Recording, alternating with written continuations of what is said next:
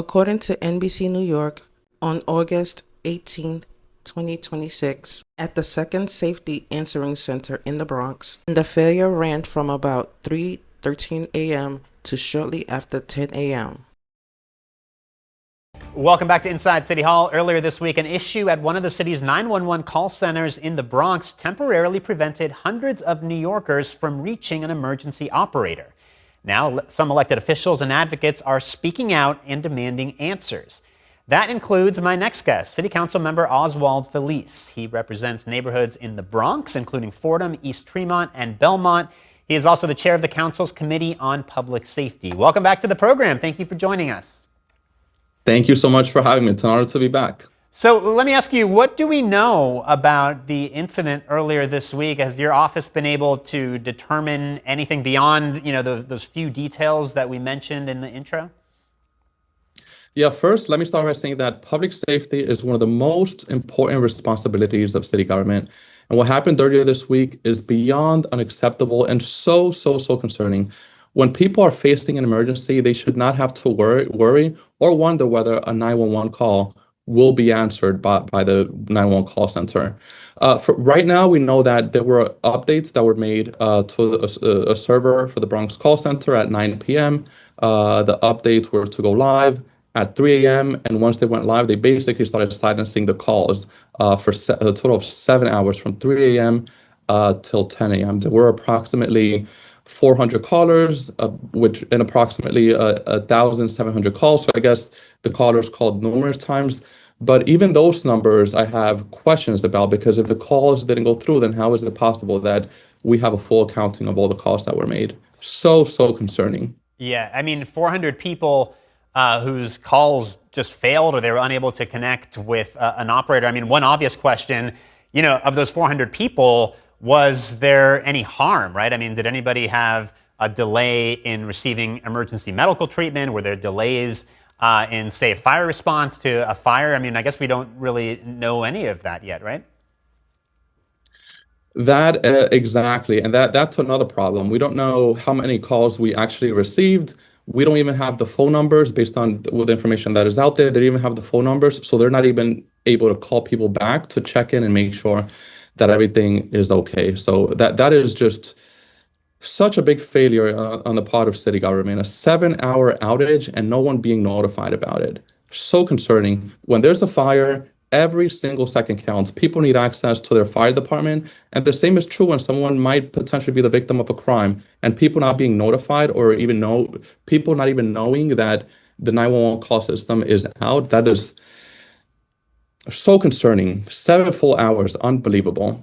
And also, the city says that everything is operational, the issue has been resolved, but I mean, the problem is we don't really know exactly what the issue was, and it would seem if it could fail once, it could fail again. I mean, another question that obviously springs to mind is whether there could have been some kind of cyber attack involved in this, whether this could have been, actually intentional on the part of some bad actor, right? Absolutely, yes. And this is why a hearing is important. We have to know what went wrong and what steps we can take to make sure that something like this never happens again. Our emergency 911 call system is one of the most important systems that we have in city government, making sure that if someone is in the middle of an emergency, making sure that we could get services to them, whether it is police services or fire department or medical services. And that is exactly why a hearing is important. We have many questions, including what went wrong. We need to figure out what happened. We also need to figure out what happened with the backup systems. We have backup systems for a reason. They're not there to just serve as an office decoration. We also need to know about the human error. If there's a major update to an important system like this, we should be testing out the updates beforehand and also after to make sure that they're working as intended. So we have many important questions.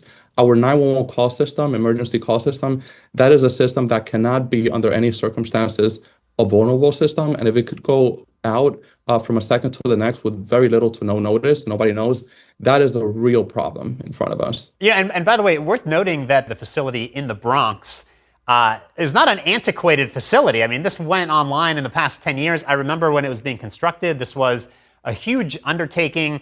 I think it was an initiative of Mayor Mike Bloomberg, and the whole idea was to have this second facility in the Bronx, in addition to one in downtown Brooklyn, to have redundancy so that you wouldn't have any type of failure like the one that we had. And it seems like, the system failed in this case. Yeah, in so many ways. And even if there was a failure due to technology issues, how is it possible that no one was notified for 7 whole hours? One of the most important systems that we have, 7 whole hours, no one knowing that it was out. How would people have what would people have done if there was a fire in their building? Every single second counts. What are they supposed to do if they can't call the fire department? And Councilman, before I let you go, you are the chair of the Public Safety Committee. I know you've been very vocal in your concerns about crime in the Bronx, in your district and elsewhere. I know in some respects, crime in the Bronx has remained stubbornly high, even while rates of crime have gone down in other parts of the city, in recent months and even years. Does that continue to be the case? In many cases, unfortunately, yes. We've made a lot of progress as a city on the issue of crime. Murders are down. Shootings are also at historic lows. That is something that we have to celebrate, but we also have to make sure that that progress reaches every single community in the city. And when people hear numbers like that, they get happy. But also when people that live in, for example, the 46th precinct in the Bronx, where murders have more than doubled. This year we have 9 murders in that precinct so far, compared to 4 last year. Numbers like that don't matter, shouldn't matter to them as much when every single few weeks they're learning about a new murder in their community, and it could be very scary for them. Police say 28-year-old John Arce was arguing with a woman back in June when 2 Good Samaritans tried to intervene. He allegedly stabbed a teen in the head and slashed a man in the side with a scalpel. Both victims survived. Arce is now facing charges including assault and reckless endangerment. A homicide investigation is underway after a body was found in Grand Concourse. Police say 57-year-old Josefa Soto de Guzman was found at 1236 Grand Concourse Friday afternoon. The woman's husband says he found her covered in blood with multiple wounds in their living room. Police sources confirmed to News 12 that the woman's son is a person of interest in the investigation. No arrests have been made. 2 Bronx families whose loved ones died from gun violence a year ago are coming together now to honor their lives and push for change. News 12's Natalie Hernandez has the story. As we continue, Lord God, to lift up your name, remember the families that was affected by last year's massacre. A year later, families are back at Hafen Park, standing in the same place where a basketball tournament turned into a deadly shooting. It almost destroyed myself and my family. And we're fighting to even just be human. Dr. Jennifer Talbot speaking through the pain of losing her 17-year-old daughter, Antonia Campbell. 5 people were shot here last year after 57 shots were fired. 2 people died. Campbell and 32-year-old Jaceel Banks. Purple and white balloons filling the park as families prayed, remembered, and called for an end to the violence that brought them here. She had dreams. She had huge plans. She had a future. She had a voice. Now, as her mother, I carry something I never imagined I would have to carry.